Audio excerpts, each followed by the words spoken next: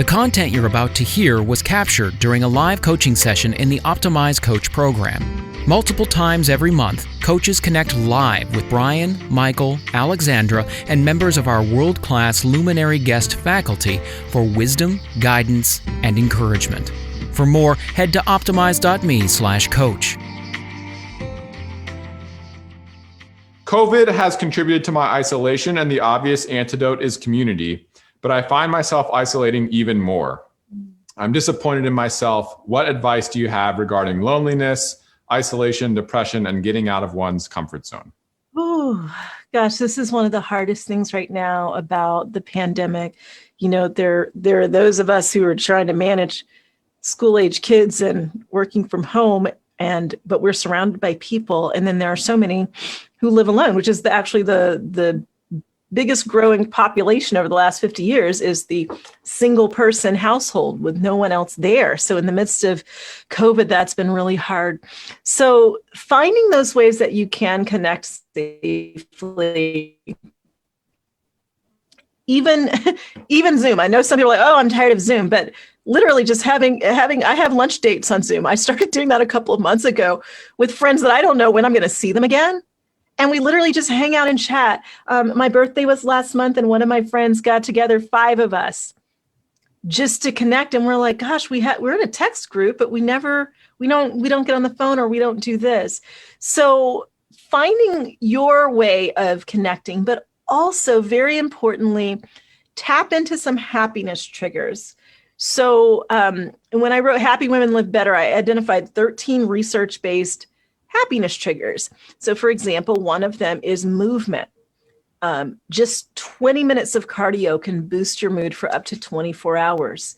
So if you're just sitting isolated and you're not moving, it impacts you. And I mean, even if it means that you're just taking walks inside your apartment or your house, getting moving even for 5-10 minutes at a time changes the chemistry of your brain, changes how you feel.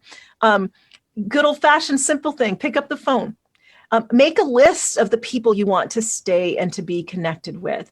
Also, who is it that needs to hear from you? Who else needs their mood boosted? Because when we take the time to focus a bit on others, it puts our situation into perspective.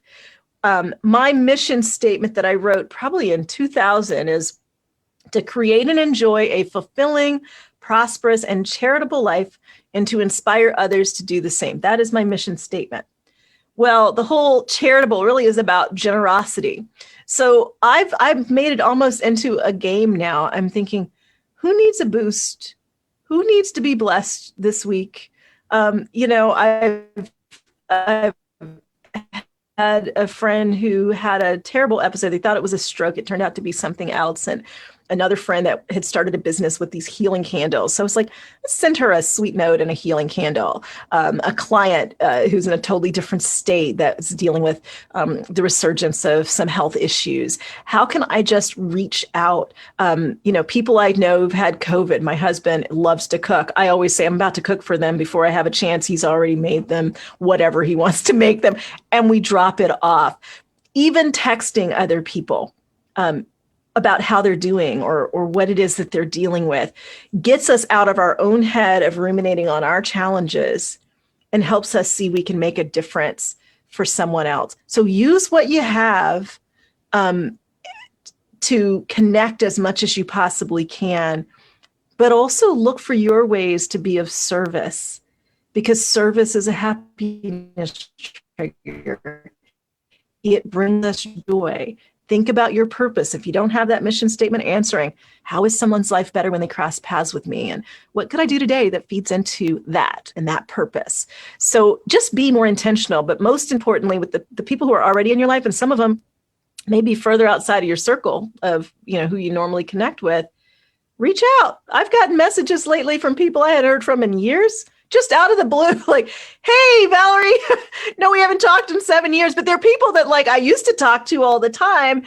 That might take you out of your comfort zone a bit, but why not reconnect? Why not just say, hey, you crossed my mind. I hope life is treating you well. Those little bits of connection being another happiness trigger, can boost your positive emotion. We hope you enjoyed that part of a live coaching session from the Optimize Coach program. For more info, head to optimize.me/coach.